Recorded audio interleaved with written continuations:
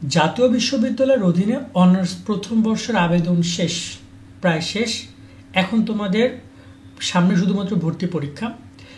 এই নিয়ে আমরা গুরুত্বপূর্ণ যে আপডেটগুলো রয়েছে সেগুলো তোমাদের সামনে তুলে ধরছি। কয়েকটা কলেজের সাথে কথা বলছিলাম।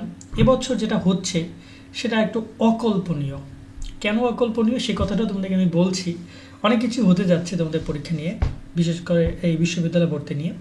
তো প্রথমত যদি তোমাদের ভর্তি পরীক্ষা নিয়ে কথা বলি, আগামী 3 মে ভর্তি পরীক্ষা হবে। তো হাতে গোনা রোজাটা যদি বাদ দেয়, ঈদ বাদ দেয়, তোমরা 1 মাস সময় পাচ্ছ। ঠিক আছে, এখন থেকে যদি ধরি 1 মাস 10 দিনের মতো সময় পাচ্ছ, বাট ঈদ মাঝখানে রয়েছে। সো তোমাদের প্রস্তুতি ভালোভাবে নিতে হবে, এটা তোমাদের ইম্পর্টেন্ট। এই জন্য আমরা খুব শীঘ্রই তোমাদের একটা গাইডলাইন ভিডিও রেডি করছি, সেটা প্রোভাইড করব। এবার আসি তোমাদের পরীক্ষা নিয়ে কথা বলতে। তোমাদের আবেদনেরা নতুন করে মেবি সময়সীমা তারা বাড়াবে না, কারণ সামনে যেহেতু এই জাতীয় বিশ্ববিদ্যালয় বন্ধ করে দিচ্ছে, খুব শীঘ্রই বিশ্ববিদ্যালয় কার্যক্রম বন্ধ করবে, ঈদের পরে খুলবে। ঈদের পরে তোমাদের পরীক্ষা আয়োজন নিয়ে তারা কাজ করবে।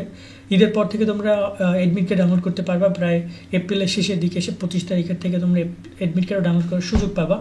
অবশ্যই তুমি তোমার ইউজার আইডি পাসওয়ার্ডগুলো একটু সেভ করে রাখো, ওখান থেকে অ্যাডমিট কার্ড তোমাদেরকে ডাউনলোড করতে হবে।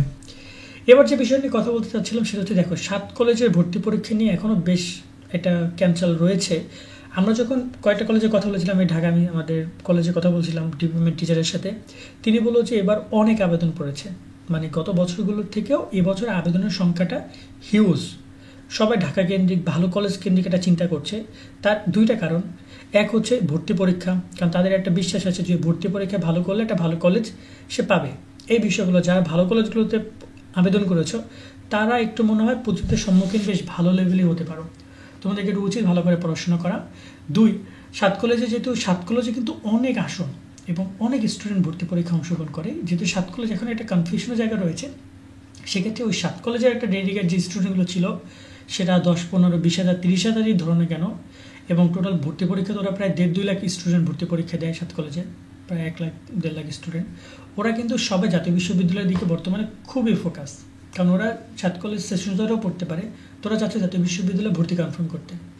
এখন বর্তমানে 7 কলেজের ব্যাপারটা আলাদা একটা টপিক, বাট এটার উপর প্রেশার তোমাদের উপর রয়েছে, যার কারণে দেখা যায় যে একটা বিষয় ছিল যে 7 কলেজের স্টুডেন্ট থাকবে, ওরা আলাদা, ওরা পাবলিকও পড়াশোনা করছে। বাট এবার জাতীয় বিশ্ববিদ্যালয়ের প্রতি খুব বেশি সিরিয়াস, এবং জাতীয় বিশ্ববিদ্যালয়েও তোমাদেরকে জানিয়ে রাখতে চাই, যেহেতু তোমরা ভর্তি হচ্ছ, জাতীয় বিশ্ববিদ্যালয় তাদের নিয়মকানুন অনেক কড়া করেছে। যারা চাকরি বাকরি করবা এবং জাতীয় বিশ্ববিদ্যালয়ে পড়বা তারা মেবি আর পড়ালেখা করতে পারবা না, অথবা চাকরি করতে পারবা না। কেননা জাতীয় বিশ্ববিদ্যালয় ইনকোর্স পরীক্ষা একদম কনফার্ম করছে, ইনকোর্স পরীক্ষা বোর্ড থেকে নেওয়া হবে বর্ডের রুটিন অনুযায়ী, এবং বোর্ডের সে খাতা যাবে। ইনকোর্স পরীক্ষা কি অনেকে বুঝো না, তারা এই নিয়ে ইউটিউবে ভিডিও করা আছে, দেখে নাও। দ্বিতীয়ত, পরীক্ষার ক্লাসটা তারা ক্লাস থেকে একটা মার্ক তারা ইনকোর্সে দিবে, প্রায় 12টা মার্ক। এই মার্কটা পেতে হলে তোমাকে ক্লাস করতে হবে, প্রায় 70% অ্যাটেন্ডেন্স থাকতে হবে, না তো তুমি মেবি ফর্ম ফিল আপ করতে পারবে। এরকম বেশ কিছু রুলসের মধ্যে তারা যাচ্ছে, যেটা তোমাদের দিয়ে শুরু হচ্ছে এবং সামনে আরও চলবে। এবং তোমাদের পরীক্ষা নিয়ে যদি একটা কথা বলি, পরীক্ষার প্রশ্নপত্র প্রণয়ন এবং এই বিষয়গুলো খুব সামনে শীঘ্রই হবে। এই বিষয়গুলো তোমাদেরকে আমরা পরবর্তীতে জানাতে পারবো কী আপডেট রয়েছে। তবে এইটুকু শিওর থাকো যে তারা চেষ্টা করবে একটা ভালো প্রশ্নের পরীক্ষা নেওয়ার। তো তোমাদেরও উচিত সেভাবে প্রস্তুতি গ্রহণ করা। নতুন মানবন্টনে সাধারণ জ্ঞান নিয়ে অনেক কনফিউশন থাকলে আমি ক্লিয়ার করে দিয়েছিলাম, শুধুমাত্র বাংলাদেশের উপরেই তোমাদের সাধারণ জ্ঞান আসবে, আন্তর্জাতিক থেকে আসবে না। তাই বাংলাদেশ নিয়ে শুধু ভালো করে পড়াশোনা করো, কারণ আন্তর্জাতিক আসলে তারা সেখানে সেটা মেনশন করতো।